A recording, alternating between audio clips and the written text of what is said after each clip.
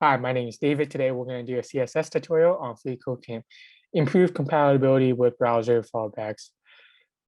When there's different browsers when we do web development, such as Chrome, Firefox, Internet Explorer, and there's different version for each one. And sometimes compatibilities can be an issue. And you want to write your code, your CSS code, to be as compatible, as accessible as possible. So it's saying that in this example that sometimes CSS variables aren't recognized in Internet Explorer, so they're not supported. So we will have to use fallbacks or some other way to change the color. And for this exercise, it says that it looks like a variable is being used to set the background color to red box.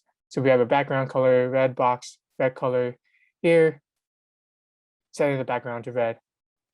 And we want to improve our browser compatibility by adding another background declaration right before the 16 declaration and set its value to red.